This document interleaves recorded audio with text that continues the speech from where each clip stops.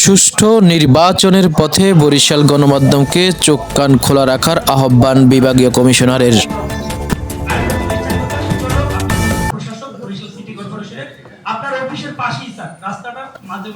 আসন্ন জাতীয় নির্বাচনকে ঘিরে দেশ বিদেশে নানা ধরনের ষড়যন্ত্র সক্রিয় রয়েছে উল্লেখ করে গণমাধ্যম কর্মীদের সর্বোচ্চ সতর্ক থাকার আহ্বান জানিয়েছেন বরিশাল বিভাগীয় কমিশনার ও অতিরিক্ত সচিব মোহাম্মদ মাহফুজুর রহমান।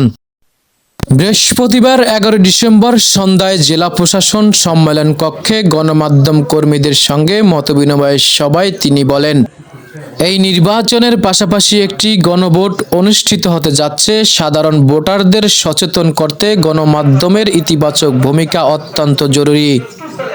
সভায় সভাপতিত্ব করেন বরিশাল জেলা প্রশাসক মোহাম্মদ খায়রুল আলম সুমন।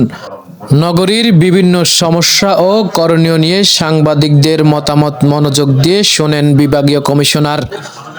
তিনি বলেন, একটি সুন্দর, স্বচ্ছ ও সুষ্ঠু নির্বাচন উপহার দেওয়ার দায়িত্ব আমাদের উপর দেওয়া হয়েছে। সে লক্ষ্যে আমরা এগিয়ে যাচ্ছি।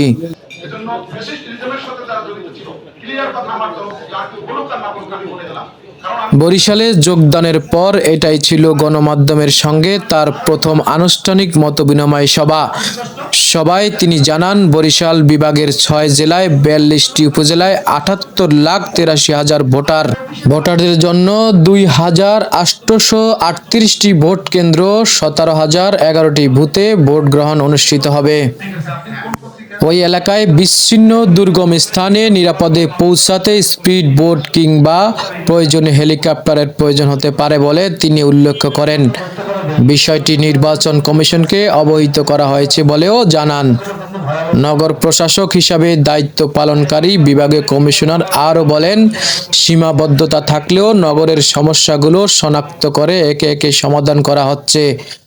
জনকল্যাণে প্রয়োজনীয় পদক্ষেপ নিতে আমরা সতর্ক ও প্রস্তুত। জেলা প্রশাসক মোহাম্মদ খায়রুল আলম সুমন বলেন, বরিশালে প্রশাসন ও গণমাধ্যমের মধ্যে সবসময় সহযোগিতামূলক পরিবেশ বিরাজ করেছে। আমাদের লক্ষ্য এক জনগণের কল্যাণ, অবাধ অংশগ্রহণমূলক নির্বাচন নিশ্চিত করতে সবার সহযোগিতা প্রয়োজন উল্লেখ করেন তিনি।